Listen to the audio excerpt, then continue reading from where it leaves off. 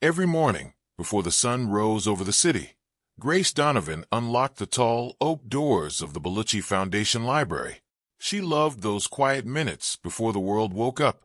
The silence inside the library never felt empty to her. It carried the smell of old paper, polished wood, and stories waiting to be discovered. Grace was not just a librarian. She was someone who understood people. She remembered what kind of books children liked before they even asked. She knew which mystery novels helped tired police officers fall asleep at night.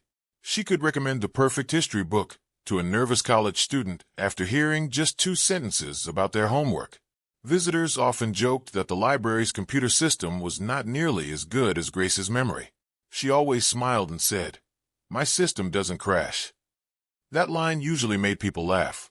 Because of Grace, the library had become one of the most loved places in the entire city. Children begged their parents to bring them every Saturday for story hour. Retired men and women arrived early just to talk with her for a few minutes. Students said her book suggestions saved their entire school semester.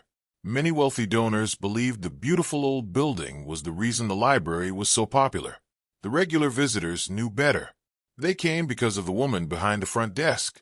Grace lived by one simple rule: no title makes a person more important than kindness. She treated the janitor with the same warm smile she gave to rich donors.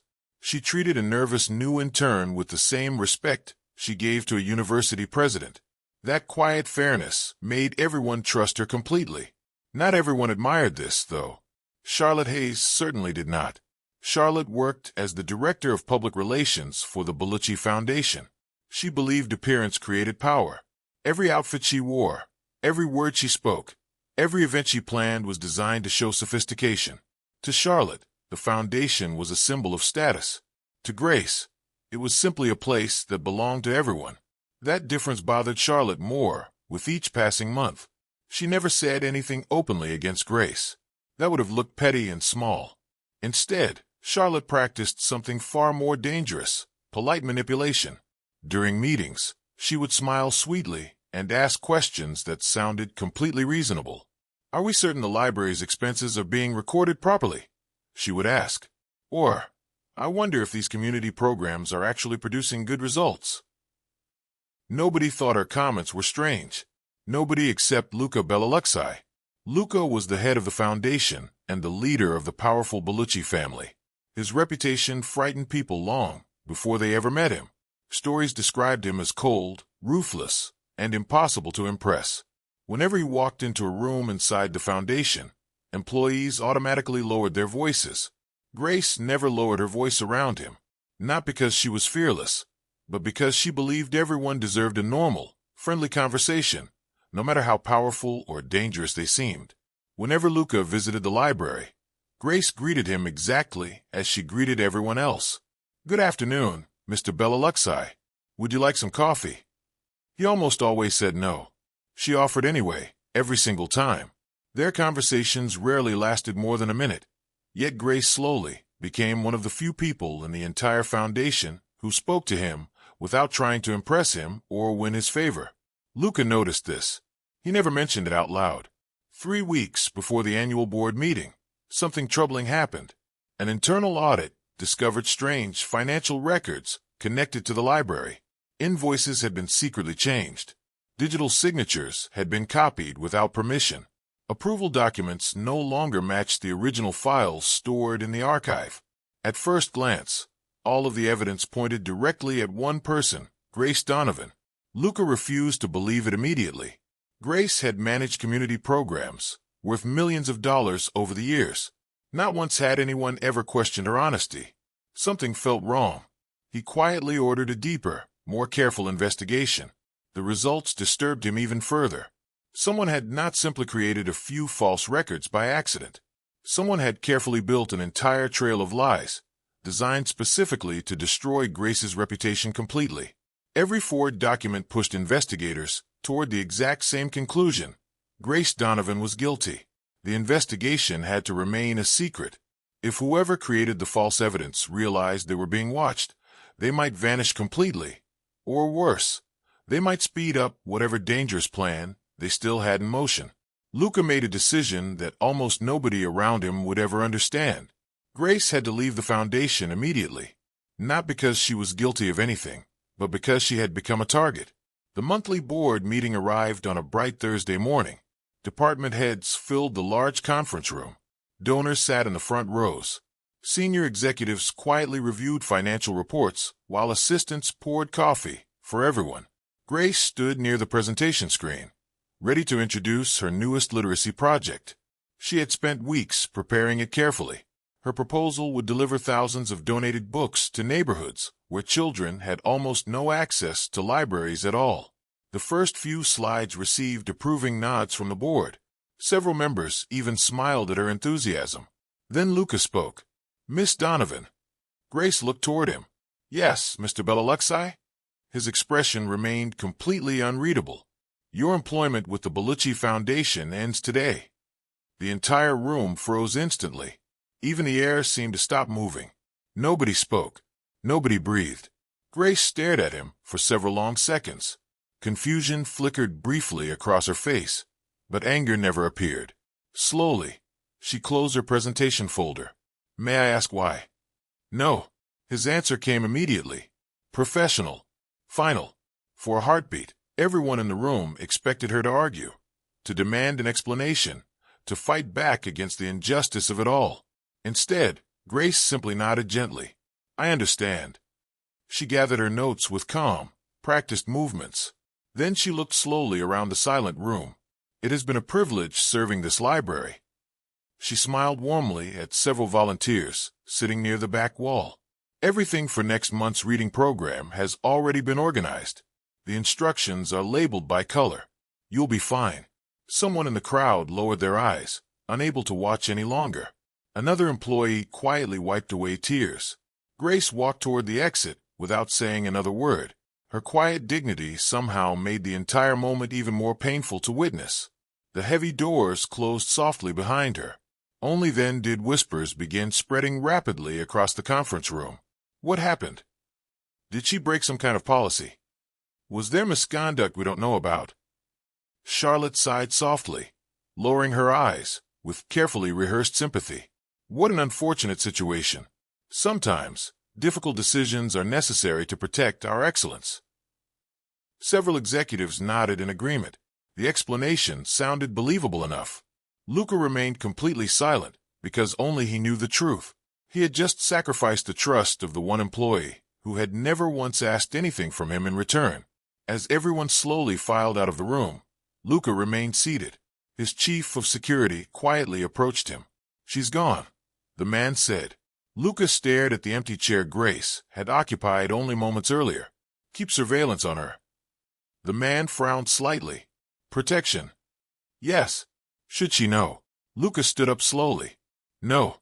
If everything goes according to plan, she must believe she simply lost her job." Outside the foundation building, Grace stepped into the warm afternoon sunlight, carrying a single cardboard box in her arms. Inside were old family photographs, her favorite coffee mug, and a stack of handwritten reading lists she had prepared for children who would now never receive them from her. She looked back one final time at the magnificent library that had been her second home for years. Then she quietly whispered to herself, "Well, I suppose it's time for a new chapter." What Grace did not know, as she walked away from everything she had built, was that Luca Bellaluxi was already watching from a distance, and he had no intention of letting her disappear from his life completely. Grace Donovan allowed herself exactly one evening to feel sorry for herself. She sat on her couch with a large bowl of chocolate ice cream, watched an old romantic comedy, and had one dramatic phone conversation with her best friend, Olivia. By 9 o'clock that night, she placed the empty bowl in the sink, tied her hair into a loose ponytail, and opened her laptop. "If one library doesn't want me," Grace said with a small shrug, "another one probably does." Olivia blinked in surprise. "That's your entire recovery process?" Grace smiled. "What else am I supposed to do? Write an angry letter?" "No," Grace said, already typing. "I'd rather update my resume." By noon the following day, Grace had submitted applications to 6 different libraries across the city. Only one replied immediately. It was not prestigious. It was not famous.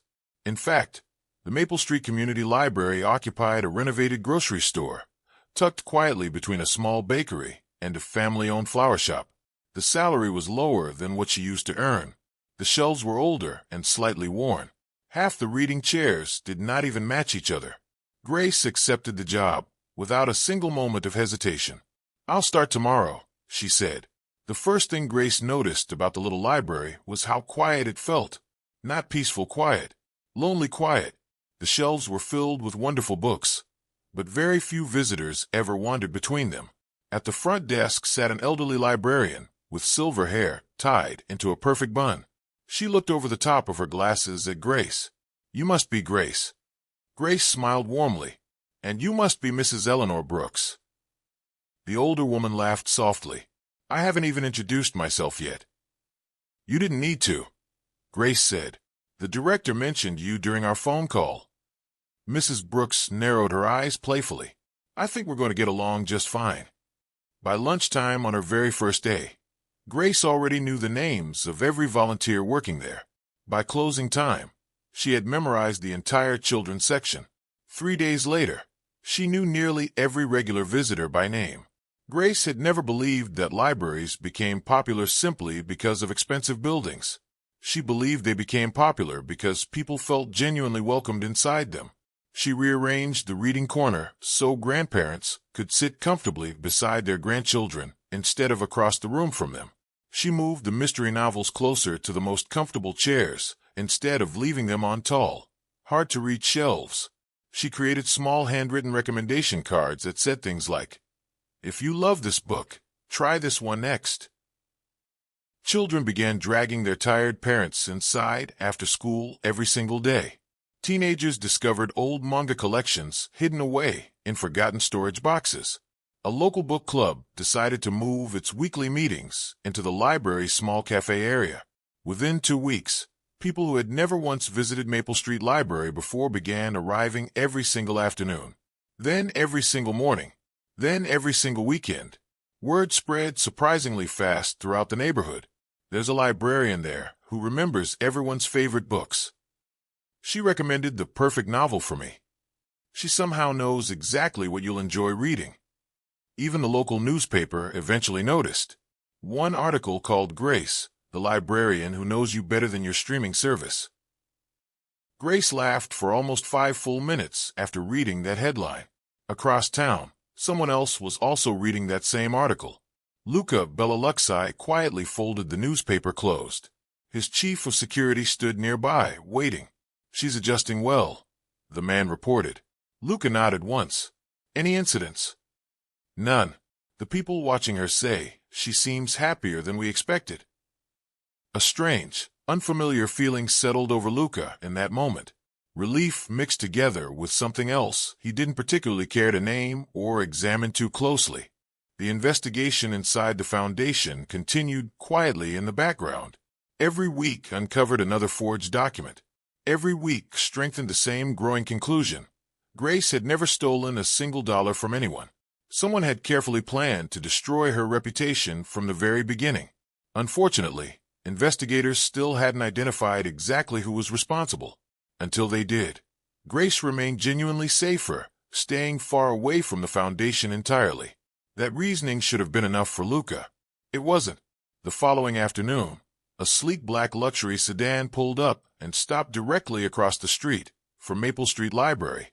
Luca remained seated inside the car for nearly 5 minutes without moving. "You can leave, sir," his driver suggested carefully. Luca continued staring toward the library entrance. "I need a book." The driver glanced curiously into the rearview mirror. "You've never voluntarily entered a library in your entire life." "I've entered one before." "You own that one, sir."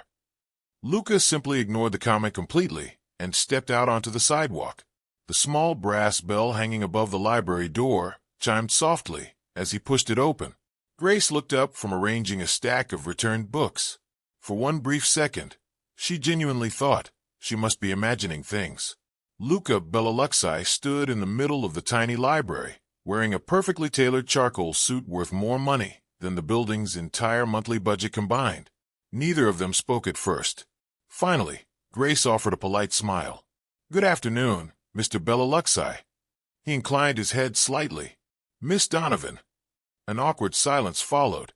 Mrs. Brooks watched curiously from behind the circulation desk, clearly fascinated by this unexpected and unusual visitor. Luca slowly approached the front desk. "I'd like to borrow a book." "Of course," Grace said, folding her hands together. "What kind of book are you looking for?" He hesitated just long enough that Grace realized, with growing amusement, that he had absolutely no idea what to say. "Gardening," he finally answered. Grace blinked, genuinely surprised. "I'm sorry. Gardening?" "Yes. You own helicopters?" "Yes. You don't own a garden." Luca considered this carefully. "I might someday." Mrs. Brooks suddenly coughed loudly into her hand from behind the desk. Grace strongly suspected she was hiding a laugh. Grace walked over toward the small gardening section. "I'm afraid our gardening collection is rather small here." "That's acceptable." She handed him a beginner's guide, filled with colorful photographs of tomato plants. Luca accepted it with complete, unwavering seriousness, as though she had just handed him an important business document. "I'll take this." Grace couldn't help but smile. "I hope your imaginary garden does well." "So do I." The very next afternoon, he came back again. Grace looked at the returned book in surprise. "You finished it already?" "Yes." "What did you learn?" Luca paused thoughtfully.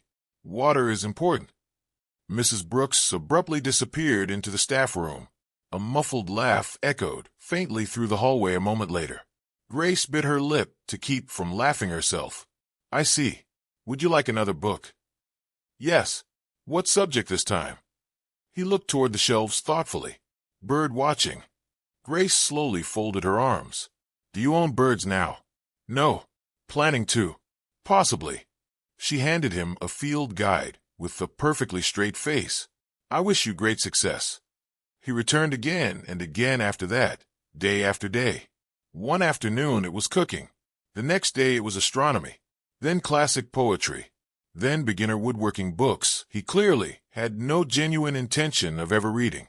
Sometimes he finished all 400 pages of a book overnight.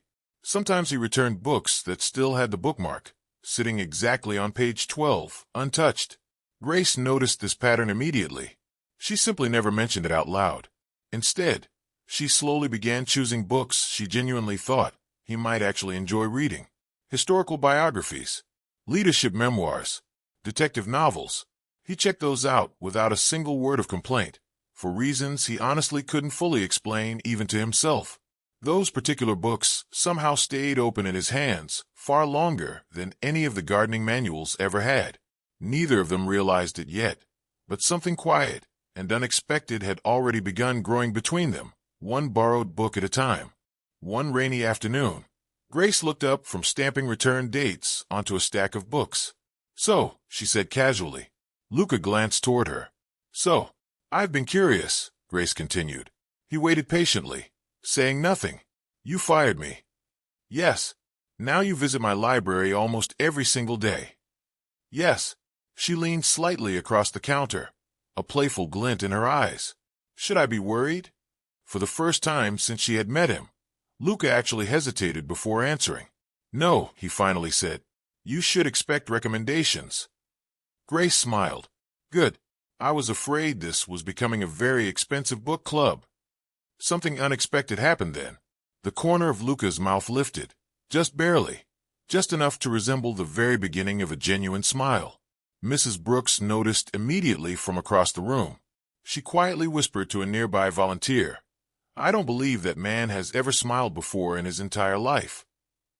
The volunteer whispered back, "I think the librarian is repairing him." Grace, completely unaware of the whispered conversation happening behind her, simply stamped another return slip. "Your due date is next Thursday," she said. Luca accepted the book carefully. "I'll return it." Grace raised an eyebrow. "Hopefully on time." He looked at her for a long moment. "I'll do my best." As he walked toward the exit a few minutes later, Mrs. Brooks watched him through the front window until he disappeared into his waiting sedan. Then she turned to Grace with a knowing expression. "My dear." Grace looked up. "Yes." I believe that man is borrowing books for reasons that have absolutely nothing to do with reading. Grace laughed.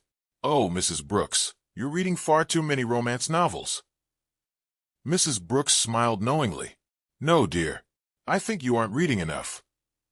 By the beginning of the third week, Luca Bellaluxi had become the Maple Street Library's most predictable mystery.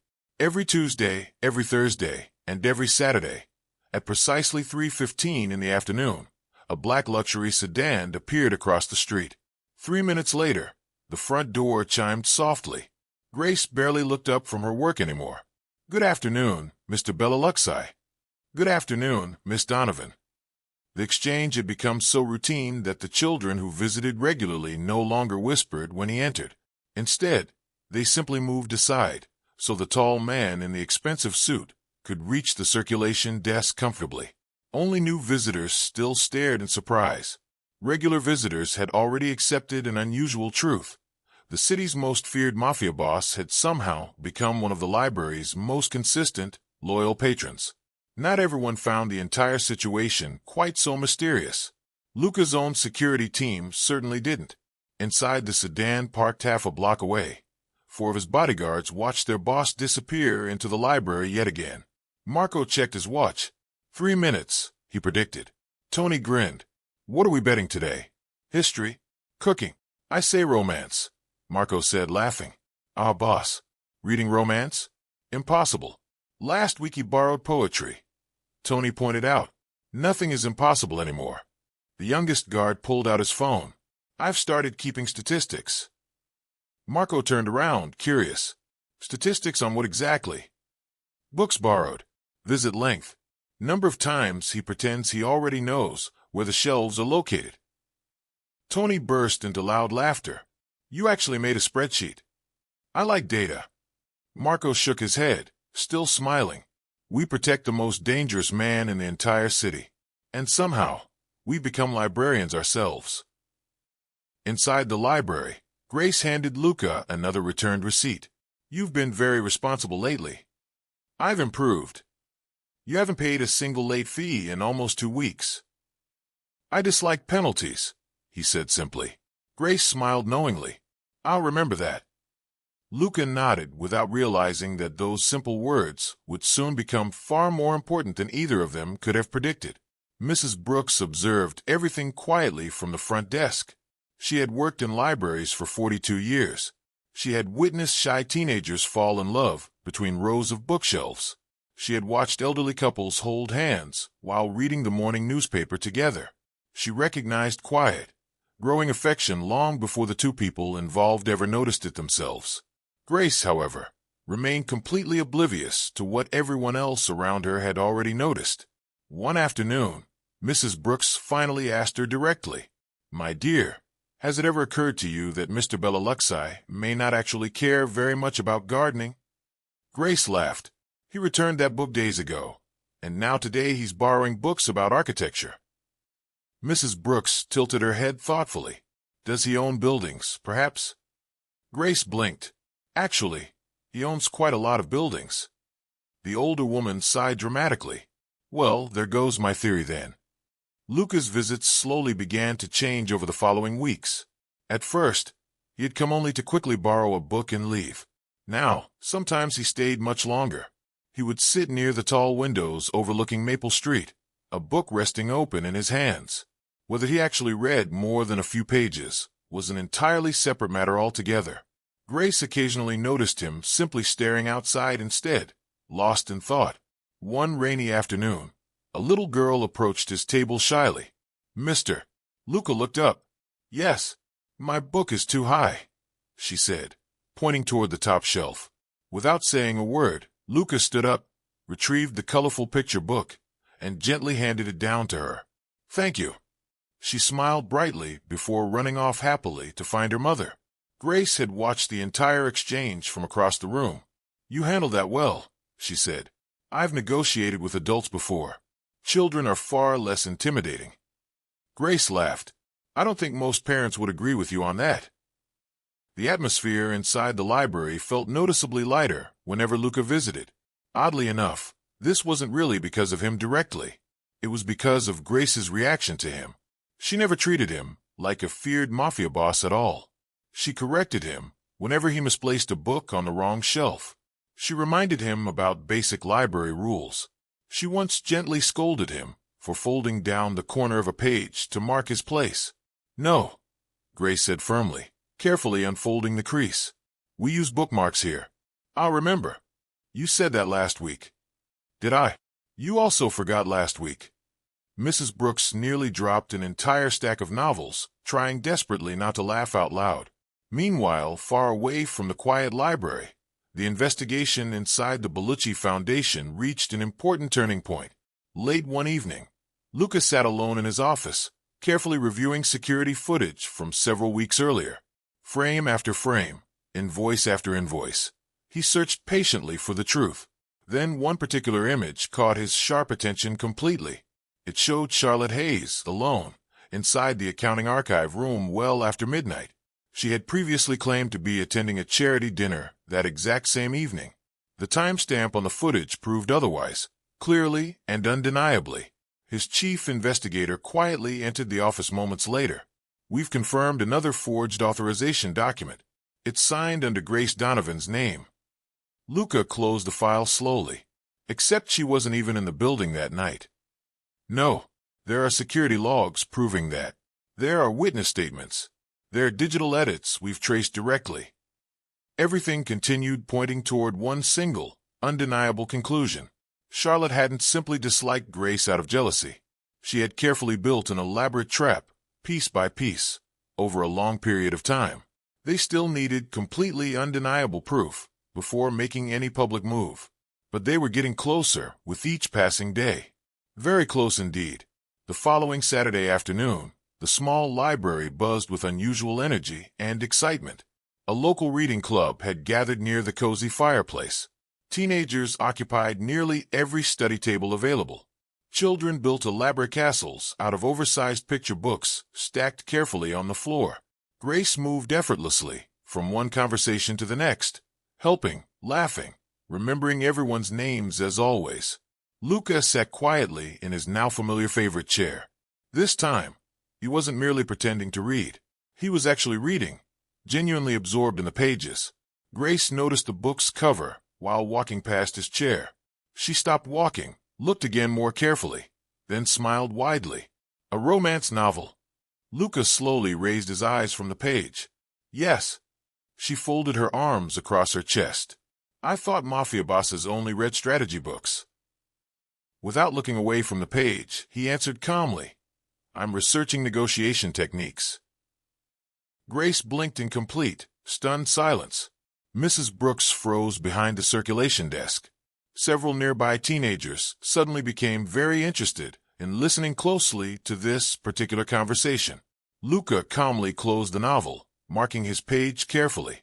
He remained silent for exactly 1 second. Nobody in the room reacted at first. Then the entire library erupted into loud, joyful laughter all at once. Even the teenagers applauded after Luca's unexpected joke about researching negotiation techniques. Mrs. Brooks leaned heavily against the counter, laughing so hard she could barely stand up straight. For the first time anyone could remember, Luca Bellaluxi smiled without any restraint at all, a genuine, warm smile that completely transformed his usually serious face. "I cannot believe you just said that," Grace said, covering her mouth in surprise. "Neither could I," Luca admitted quietly. His ears turned faintly red, a small detail Grace noticed and found unexpectedly charming. Outside the library window, Marco watched the entire scene unfold from the parked sedan, staring in complete disbelief. Did the boss just make a joke? Tony looked equally shocked beside him. "I think he flirted." The youngest guard immediately opened his spreadsheet app on his phone. New category needed. Marco frowned. "What category exactly?" "Successful attempts at humor." "You're impossible. And so is this entire situation," the young guard replied, still typing furiously. From that day forward, rumors about Luca's unusual behavior spread faster throughout the Bellucci Foundation than any official announcement ever could. Employees whispered quietly during their coffee breaks. "Have you heard? The boss spends every single week at some neighborhood library. Apparently, he keeps borrowing books constantly. I heard he actually smiled at someone. No, that's completely impossible. I swear someone even has a photograph of it. Charlotte heard those same persistent rumors too. At first, she simply dismissed them as ridiculous office gossip, nothing more than idle nonsense. Then more detailed reports began arriving on her desk. Then several important donors casually mentioned Grace's growing popularity throughout the community. Then the local newspaper published yet another glowing article, this time praising the Maple Street Library's remarkable and rapid transformation. Charlotte's confident smile slowly began to disappear entirely. Grace Donovan was never supposed to recover this quickly from being fired. She certainly wasn't supposed to become even more admired and respected than she had been before her dismissal. Charlotte sat alone in her office late one evening, staring at the elegant invitation resting on her desk. It was for the Foundation's annual charity gala, the single most important and prestigious event on the entire calendar. Hundreds of influential guests would attend this year's celebration. Politicians, powerful business leaders, respected journalists, and generous donors would all fill the grand ballroom together. It was, Charlotte realized slowly, the perfect stage for what she had in mind. She quietly adjusted the official guest list on her computer screen, carefully typing in one final, additional name at the very bottom, Grace Donovan. If Grace wanted to enjoy her new little library so much, Charlotte intended to remind absolutely everyone, in front of the entire city's most important people, exactly why Grace had been dismissed from the Foundation in the first place. Charlotte leaned back comfortably in her expensive leather chair, a deeply satisfied smile slowly returning to her face. This time, she murmured quietly to herself, everyone will believe the story completely. She had absolutely no idea that the truth was already quietly catching up with her, faster than she could possibly imagine. Meanwhile, back at Maple Street Library, life continued its comfortable, happy rhythm, completely unaware of the storm that Charlotte was carefully preparing behind the scenes. Grace spent her mornings helping elderly patrons find their favorite mystery novels. She spent her afternoons reading stories aloud to groups of excited children gathered around her feet. She spent her evenings slowly organizing the growing donation pile of books that generous community members kept bringing in. Luca continued his now familiar routine of visiting 3 times each week, though Grace had noticed something subtle shifting in his demeanor lately. He seemed slightly more relaxed during their conversations, slightly more willing to share small personal details about his life outside the Foundation. One quiet Tuesday afternoon, as rain gently tapped against the tall library windows, Luca sat across from Grace at a small reading table, an untouched cup of tea slowly growing cold beside him. "Can I ask you something personal?" Grace asked carefully, setting down the book she had been organizing. Luca looked up, mild curiosity crossing his features. "Of course. Why did you really fire me?" Grace asked directly, her voice gentle but firm. "I've wondered about it for weeks now, and I don't believe it was simply a random decision." Luca was quiet for a long moment, clearly considering exactly how much he was willing to reveal to her. "There were financial irregularities discovered connected to the library's records," he finally admitted. "The evidence pointed toward you specifically." Grace's eyes widened slightly in genuine shock. "Toward me? But I never—" "I know," Luca interrupted gently. "I never believed you were actually responsible, but the evidence was convincing enough that I needed to remove you from the situation immediately, before whoever created it could cause you any further harm." Grace sat back slowly, processing this unexpected revelation. "You fired me to protect me?" "In a sense, yes," Luca admitted. "It was the fastest way to remove you from immediate danger while my team investigated further." "You could have simply told me the truth," Grace said, though her tone carried more understanding than anger. "If the person responsible had realized we suspected them, they might have disappeared completely or escalated their plan dangerously.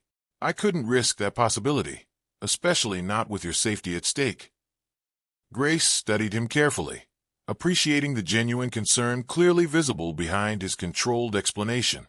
"Have you identified who's actually responsible yet?" Luca hesitated, clearly reluctant to reveal too much information prematurely. "We're very close to confirming it completely." Before Grace could ask any further questions, the library's front bell chimed as a group of noisy children rushed inside, effectively ending their private conversation for the day. Later that same week, back at the Bellucci Foundation, Charlotte finalized every last detail for the upcoming charity gala with meticulous, obsessive care. She personally reviewed the seating arrangements multiple times. She rehearsed her planned speech repeatedly in front of her bathroom mirror each night. She carefully selected the exact photograph of the library that would appear behind her during her dramatic presentation. Everything needed to appear completely flawless, completely convincing, completely devastating for Grace's growing reputation. What Charlotte didn't know, however, was that Luca's investigators had finally discovered undeniable proof of her guilt just days earlier. Security footage clearly showed her accessing confidential financial files late at night. Digital records proved she had forged multiple signatures, including Grace's own signature, repeatedly over several months. "Why would you even consider going?" Olivia asked skeptically over the phone one evening. Grace slipped into a simple navy blue evening dress, examining herself thoughtfully in the mirror. "Because the volunteers specifically invited me. They've been my genuine friends for years now." "So you're going for them, not for the foundation itself?" "Exactly," Grace confirmed. "I'm not going for the foundation. I'm going for the people who actually mattered to me while I worked there." Olivia sighed audibly through the phone. "You're honestly a better person than I am, Grace." Grace smiled gently at her own reflection. "I've simply had a lot of practice at forgiveness lately."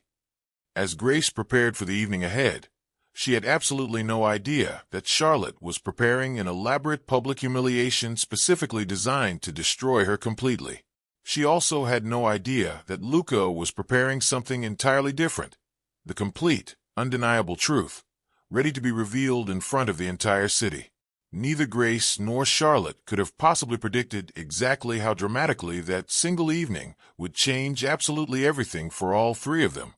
The Bellucci Foundation's annual Legacy Gala was the most anticipated charity event of the entire year. Crystal chandeliers illuminated the grand ballroom brilliantly. A string quartet played softly beneath beautifully painted ceilings. Journalists stood beside their television cameras, ready to capture the evening's highlights. Business leaders, university presidents, respected judges, and longtime generous donors filled the room with polished conversations and carefully practiced smiles. Every single guest believed they were simply attending another elegant celebration. Very few of them realized they were actually about to witness the complete collapse of a carefully constructed lie. Charlotte Hayes moved gracefully from table to table, greeting important guests with practiced charm. Everything appeared absolutely flawless to her. The decorations, the speeches, the extensive media coverage. Even the evening schedule had been rehearsed down to the very last-minute detail. She felt completely, confidently in control of the entire situation. Her final, carefully calculated touch had been quietly adding one unexpected guest to the invitation list, Grace Donovan. Not because Charlotte genuinely wanted to welcome her back warmly, but because she desperately wanted everyone important to remember exactly why Grace had disappeared from the foundation in the first place. Public humiliation, Charlotte firmly believed, was always most effective when delivered politely, in front of the largest possible audience. When Grace entered the grand ballroom that evening, conversations briefly paused throughout the room. Many former co-workers immediately walked over to greet her warmly.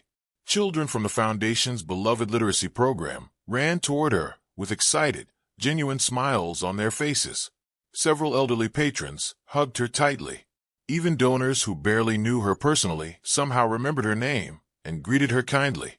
Charlotte noticed every single interaction happening around the room. Each warm smile directed toward Grace felt like another small, personal defeat building inside her. Across the crowded ballroom, Luca Bellaluxi quietly watched everything unfold from a distance. His expression remained carefully unreadable to those around him. But unlike his previous public appearances, he wasn't watching the crowd carefully for potential threats. He was watching Grace specifically. She looked exactly as she always had, calm, kind, comfortable, effortlessly making everyone else around her feel genuinely welcomed. She had absolutely no idea that tonight would completely change everything for both of them. The evening progressed smoothly at first. Awards were presented to deserving recipients. Scholarships were officially announced. Celebratory videos highlighted another successful year for the Foundation's various programs. Finally, Charlotte confidently stepped onto the main stage. She accepted the microphone with effortless, practiced confidence. "Ladies and gentlemen," she began warmly, "it has been another extraordinary year." Polite applause echoed throughout the elegant ballroom. She continued smoothly. "Our foundation has grown stronger because we've remained firmly committed to excellence." She paused dramatically for effect. Sometimes, excellence requires making difficult decisions. A large photograph of the Foundation library suddenly appeared on the enormous projection screen behind her. Charlotte smiled with carefully rehearsed sympathy. "As many of you may remember, we were unfortunately forced to make significant staffing changes earlier this year." Several guests instinctively glanced toward Grace, who stood quietly near the back of the crowded ballroom. Charlotte lowered her voice slightly, adding false weight to her words. "Unfortunately, some employees simply failed to meet the high standards expected by this respected institution." Silence spread rapidly throughout the room. Grace didn't react outwardly at all. She simply folded her hands calmly in front of her. She had learned long ago that not every unfair accusation deserved an immediate response. Charlotte mistook that composed silence for complete surrender. She continued confidently, "Our responsibility has always been protecting the Foundation's integrity above all else." She smiled warmly at the audience. "And I sincerely believe that history has proven those difficult decisions were entirely necessary." Before she could continue speaking further, another voice suddenly interrupted her from across the room. "History hasn't." Every single head in the ballroom turned immediately. Luca Bellaluxi slowly rose from his seated position. The entire ballroom became completely silent. Nobody ever interrupted Luca Bellaluxi. Nobody. The following Monday morning, Grace received a formal invitation to visit Luca's office. This time, she wasn't nervous at all. She knocked gently before entering. Luca stood up immediately as soon as she walked through the door. No assistants were present. No executives. No lawyers. Just the two of them alone in the quiet room. He gestured warmly toward the chair positioned across from his large desk. "Please have a seat." Grace sat down comfortably. She looked around the familiar office thoughtfully. "I have to admit, this room feels much less intimidating when nobody is firing me." For a brief moment, Luca almost smiled. "I'll consider that meaningful progress." Grace nodded. "I will too." He placed a formal folder carefully on the desk between them. "I'd like to offer you a new position here." She didn't reach for the folder immediately. "What kind of position exactly?" "Director of Community Education for the Bellucci Foundation." Grace remained quiet for a moment, considering this carefully. Luca continued explaining. "You would personally oversee every literacy program, every public library partnership, and every educational outreach project we sponsor. You'd have complete authority over all community initiatives moving forward." Grace finally opened the folder in front of her. The offer was genuinely generous. The salary exceeded anything she had ever previously imagined earning.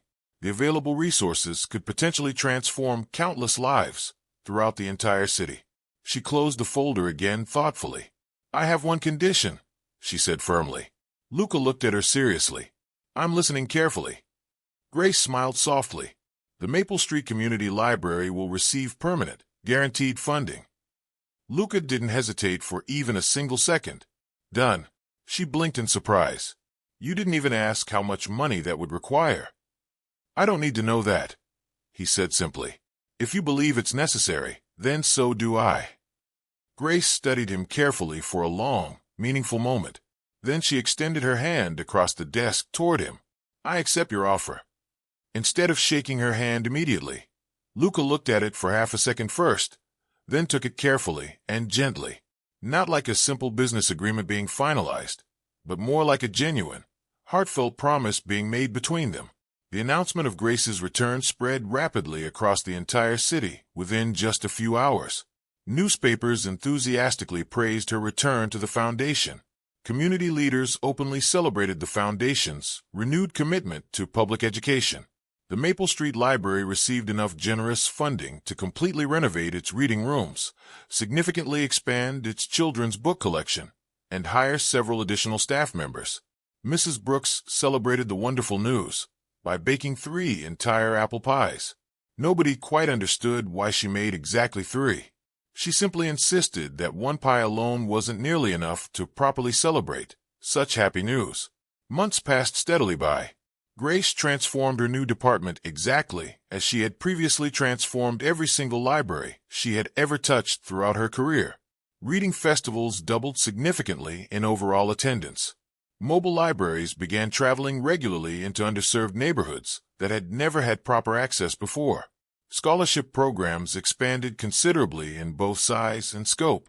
Children who had never owned a single book in their entire lives began proudly building their own small home libraries for the very first time. Whenever curious reporters asked how she had achieved so much positive change so quickly, Grace always gave them the exact same simple answer. You start by remembering people first. The books always come naturally afterward. Luca kept another important promise as well. He continued visiting Maple Street Library faithfully every single week, just as he always had. Officially, he claimed he simply wanted to continue supporting local literacy programs personally. Nobody truly believed that particular excuse, least of all Mrs. Brooks. Whenever his familiar black sedan appeared parked outside the library, she would quietly whisper to whoever happened to be standing nearby, "Our most reliable customer has arrived right on schedule." The volunteers would smile knowingly at each other. Someone usually started a timer for fun, not because anyone genuinely doubted he would borrow another book that day, but simply because they all wondered exactly how long it would take before Grace playfully caught him pretending to understand whatever subject he had chosen that particular week. One quiet Thursday afternoon, Grace walked slowly through the fiction section, carrying a small stack of recently returned novels in her arms. She stopped walking suddenly. Luca sat comfortably in his favorite chair near the tall window. A thick novel rested open across his chest. His eyes were closed peacefully. The book itself hadn't moved even slightly for quite some time now. Grace quietly approached his chair. She gently lifted the closed novel from his relaxed hands. He still didn't open his eyes right away. She glanced curiously at the bookmark tucked inside. It remained exactly where it had been positioned nearly 45 minutes earlier. Grace smiled warmly. So, no response came from him. She tried again, slightly louder this time. "Finished chapter 3? Without opening his eyes, Luca finally answered, "I was thinking." Grace looked pointedly at the completely untouched page in front of her. "For 45 minutes straight?" "It was." He searched carefully for the right explanation. "A very complicated sentence." Several nearby children immediately burst into delighted giggles. Mrs. Brooks looked up over the top of her glasses. "I've personally read that entire book before. There aren't actually any complicated sentences in it whatsoever." Luca finally opened one eye slowly. "I may have simply been reflecting deeply." Grace laughed warmly. "On punctuation, apparently? Very deeply indeed." The children laughed even harder at this playful exchange. As the laughter gradually faded away, Grace returned the novel gently back to his waiting hands. "You're lucky." "Oh, lucky how exactly? You still have your borrowing privileges intact." Luca looked up at her, genuinely curious. "I was completely unaware they were ever in any real danger of being revoked." "They always are, actually." "What exactly determines my continued eligibility, then?" Grace folded her arms with playful, mock seriousness. "Regular reading habits, for one thing." "I see. And returning your books on time, as always." "I've improved considerably on that front." "You genuinely have," she admitted with a warm smile. "I'm proud of you." Luca looked visibly, genuinely pleased by those simple 4 words. Mrs. Brooks quietly leaned toward a nearby volunteer, standing beside her. "I've personally watched kings receive far less meaningful compliments than that one." Late that particular afternoon, the library gradually emptied out as closing time approached. Warm sunlight streamed gently through the tall windows, painting soft golden patterns across the polished wooden floor. Children waved cheerful goodbyes as they left with their parents. Grateful parents thanked Grace warmly for another wonderful day spent at the library. The last remaining volunteer carefully locked up the meeting room for the night. Silence slowly returned to the quiet building. Grace stood beside the front desk, carefully organizing tomorrow's reading schedule for the children's program. Luca helped place several returned books onto a rolling cart nearby. His shelving skills had been slowly improving over recent months. Very slowly, admittedly. Grace watched him accidentally place a biography book between two mystery novels. She sighed dramatically for effect. Wrong shelf entirely. He looked carefully at the small labels posted nearby. I was reasonably close, though. You were in the correct building, at least. He quietly moved the misplaced book to its proper location. Better now. Much better, yes. He looked over at her thoughtfully. I've learned something important recently. Grace tilted her head curiously. Just one single thing. Today, I'm genuinely listening, he clarified with a small smile. Grace smiled back warmly, waiting for him to continue. The city says that I've built a powerful empire over the years, Lucas said quietly. Grace waited patiently for him to finish his thought. They're mistaken about that, actually. Oh, how so? He stepped closer to her slowly. I lost an important battle recently. Grace couldn't quite hide her growing smile. What exactly defeated you then? He reached out gently for her hand, not hurriedly, not dramatically, but simply because it felt completely natural to do so in that quiet moment. Not what? He said softly. Who? He looked directly and steadily into her eyes. The librarian. Grace squeezed his hand warmly in response. And are you planning to surrender completely then? Luca answered without a single moment of hesitation. I already did, a long time ago. Outside the tall library windows, the warm afternoon sun settled slowly behind the distant city skyline.